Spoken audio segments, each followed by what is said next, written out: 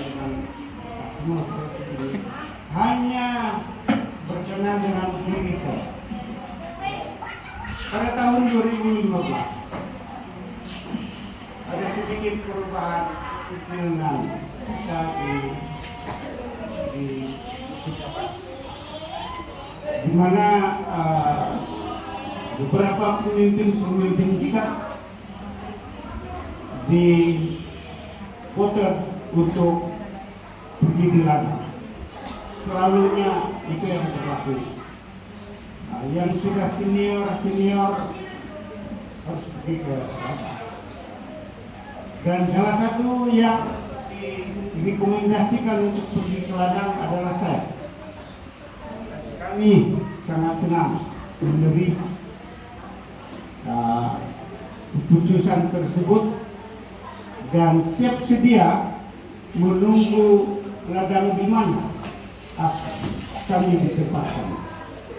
Nah, pada waktu itu, pada tahun 2015, salah satu presiden kita pun belum lagi di presiden, dia masih lagi orang, masih lagi di mana, di dengan, dia masih lagi pasar merah di rumah. Lama dia ini dibawa ke Lansia waktu saya ketua pasar pada waktu itu. Jadi saya biasa dengan mereka ini, anak buah. Jadi sekali saya menerima surat daripada mission kita, daerah Pasar Ginantar telah divoter untuk menjadi pasar daerah di Labuan. Langsung saya katakan, Labuan lagi. Oleh karena saudara tahu, di luar daripada yang sejarah yang dikatakan oleh Pak Mimpi tadi, pada tahun 1984,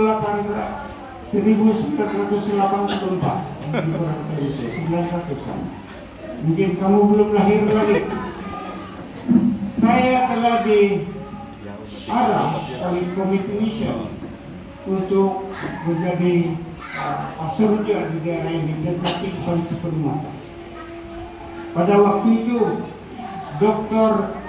Charles Gaban mengantar saya di Kuala Penyu. Dan tugas kamu, dia bilang, kamu akan stay di Kuala Penyu 2 minggu, kemudian 2 minggu kamu pergi di Labuan untuk mau terus dan coba membuka di daerah yang baru. Jadi demikian tugas yang diberikan kepada saya dan saya menerima tugas itu hampir sama juga dengan apa yang Puan Mimi katakan tadi. Kami datang di Labuan dan bisa pula orang pioneer di mana tempat kami tuju. Di rumah dia lah cabang sebuah sahabat kita pertama di Pulau ini. Jadi itu tahun 1984. Kamu belum ada belum lahir dari sini. Barangkali Puan Mimi pun anda tahu sudah kawin ya? Mungkin muda. Ustadz pada waktu itu sangat tegak sekali. Masih muda lagi. Dan istri. Istri dia selalu kue dan pagi kami makan kue. Istri saya bilang sedap sekali kue derana. Kami selalu makan itu. Jadi apabila saya terima itu surat daripada mission, suruh saya pergi di Labuan, respon saya seperti saya katakan tadi, Labuan lagi. Sudah saya pergi dulu, saya bilang dalam hati saya. Jadi di dalam hati saya apabila menerima surat, saya menolak. Kan pada presiden juga, saya menolak itu Tuhan presiden. Saya katakan, biarlah itu. Lalu saya berbincang dengan istri, saya bilang, bincang, mission suruh kita pergi Labuan, macam mana itu? dia katakan terpaksa lah, kau punya tahu lah, dia bilang kita sudah lama sudah kerja ini. Kalau aku mau pilih, gila saya tidak dapat ikut karena dia di sana, dia tidak dapat ikut. Tambah berat hati saya, tidak dapat ikut. Jadi surat lantikan saya terima pada bulan 12. Menyuruh seperti surat itu berbuat kuasa 1 bulan 1 tahun 2015 itu. Ya, pada bulan 2016 bulan 1.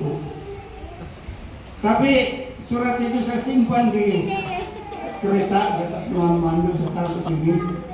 Seringkali berjalan surat itu jatuh. Harus lihat di sana. Saya tidak baca lagi karena saya tahu kan rumah dia. Menyuruh saya untuk pergi ke Labuan. Jadi dari misi menelepon, pastor-pastor yang lain sudah pindah di daerah. Tinggal saya lagi belum, masih lagi di rumah, masih lagi tidak mau pindah. Pastor Justin yang mengganti saya di mission pun WhatsApp juga. Pastor, apa kabar kau? Dia sindir saya. Saya tahu dia tidak berani terus terang. Oh pilih, sudah diarah. Dia tidak terus terang, tapi saya boleh baca melalui sindiran itu. Dia mau tanya, bilalah apa pikir Labuan? Limpas bulan 1. Keras lagi hati saya tidak mau pilih. Sudah terima itu, gaji itu bulan 1. Tidak ada kerja ya. Saya bilang, apabila setelah WhatsApp saya bilang, saya masih melawat keluarga saya sini di Lahadatu. Betul juga, saya pergi Lahadatu dan melawat di sana. Las-las mau masuk bulan 2, ujung bulan 1. Pada waktu itulah saya mendapat satu mimpi yang seperti saya katakan tadi, tidak kaitan dengan orang lain, tetapi tentang diri saya. Dan tidak tahu kalau kamu sudah sedia dan mau mendengar mimpi. Mimpi itu saudara dan saudari seperti bukan panjang, pendek, tetapi saya boleh bagikan pada 3 bagian. Saya seolah-olah dalam satu perjalanan sendiri.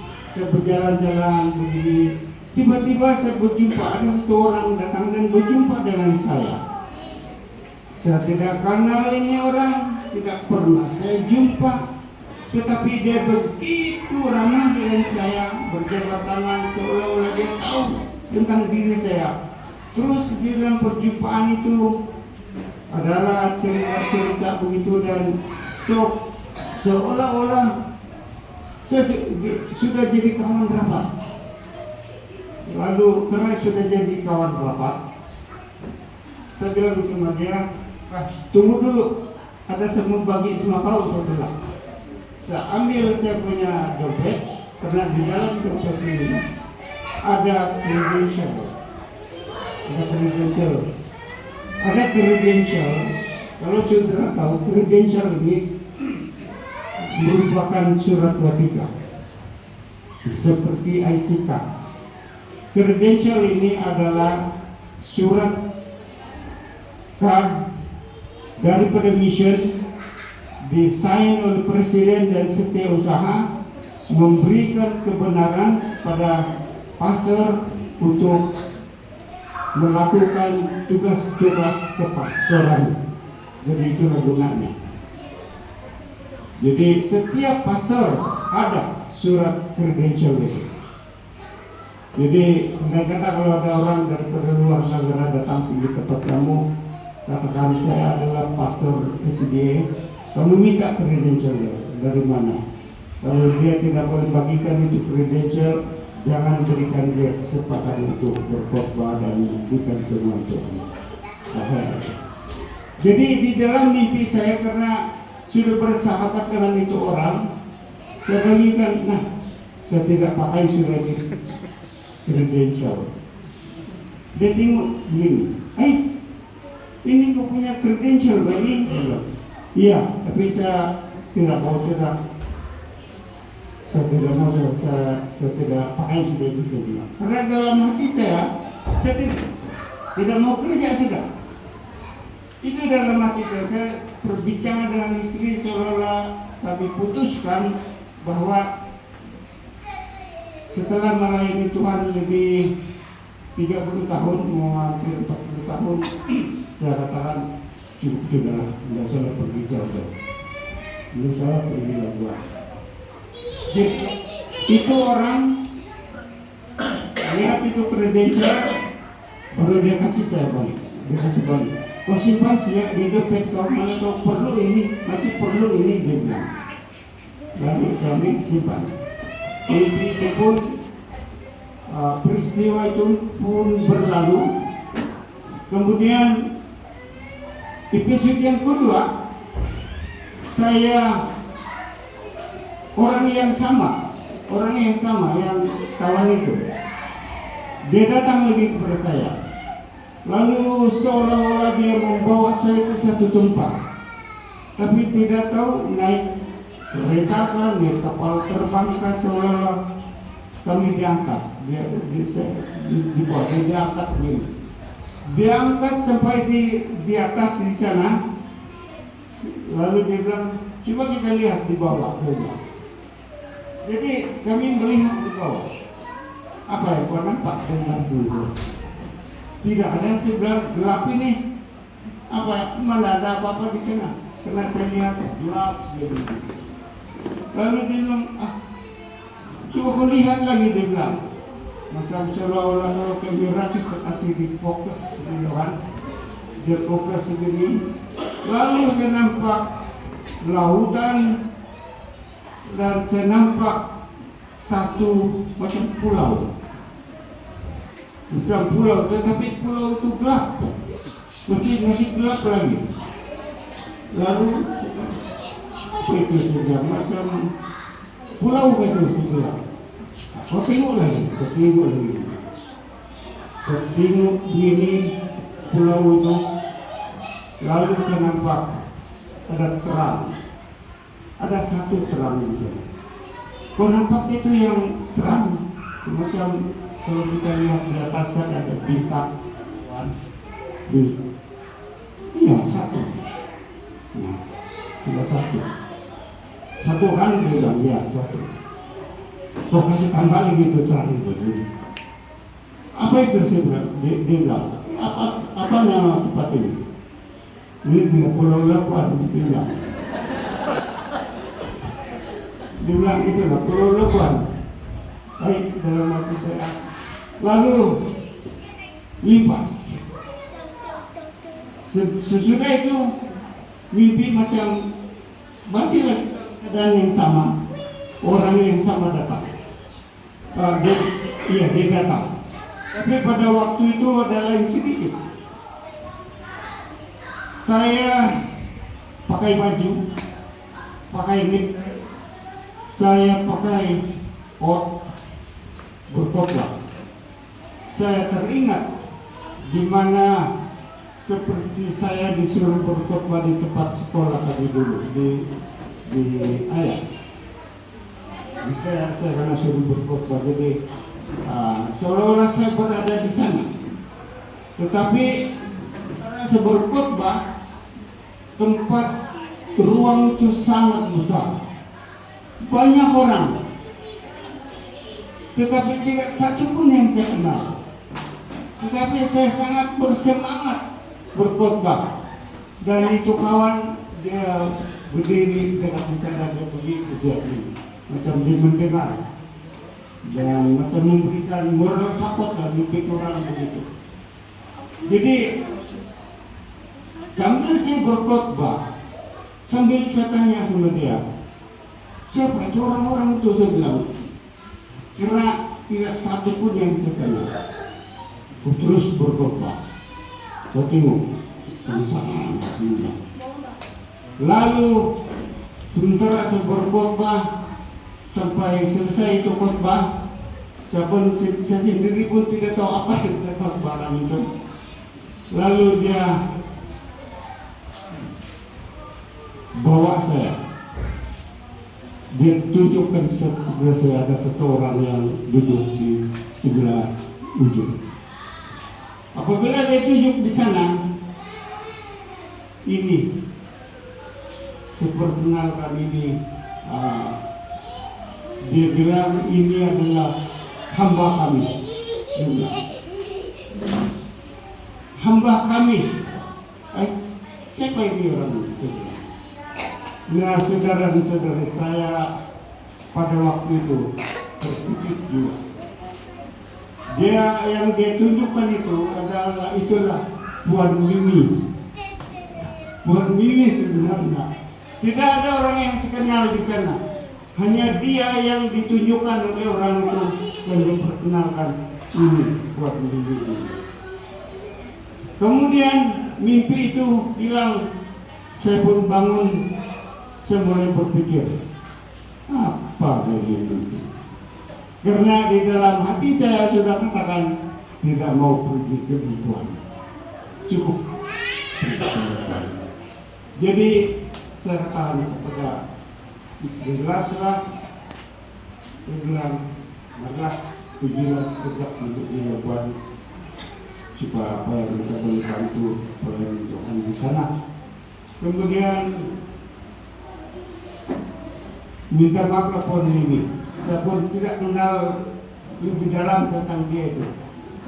Tidak kenal dia, hanya saya mendengar nama dia di musyawarah kami, di executive committee tentang pekerjaan di Labuan, dan nama dia di-mention di mana dia orang yang tulang belakang di sana yang membantu saudara Pun. Itu saja, tetapi secara personal, secara pribadi saya tidak kenal. Tetapi oleh karena ditunjuk di sana, jadi akhirnya saya bilang coba-coba pergi di Labuan.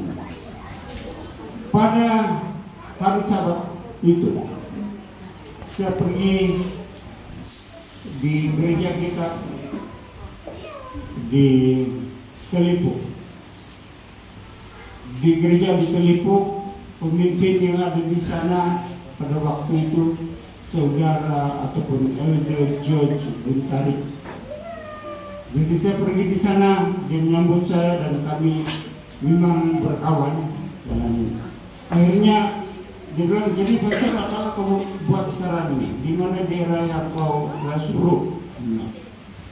Sebelum dia bisa juga saya pergi di Labuan, tapi saya tidak mau ini sebenarnya. Malah sudah saya pergi di sana. Tapi ada mimpi saya bilang yang seolah-olah menyuruh saya pergi di sana. Dan saya dalam mimpi itu saya disuruh untuk berjumpa dengan Puan Mimi. Dia bilang, Puan Mimi kan? Iya. Saya kenal itu, dia bilang. Kebetulan Elder George Guntarik ini, pemimpin yang ada di Telipuk, bilang, bah kalau begitu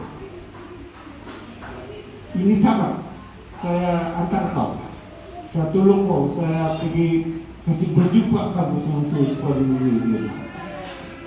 Jadi itulah sebabnya kalau kamu ingat sahabat yang pertama ada satu orang elder dari Sabah, dari sekolah. Elder itu nama dia George Guntarik. Dia iringi saya datang di sini karena saya menolak dia datang. Dan dia bilang, nanti saya perkenalkan kau sama ini. Dia bagus itu orang. Kami sama-sama pergi melawat di Israel, ada bilang. Itulah itu.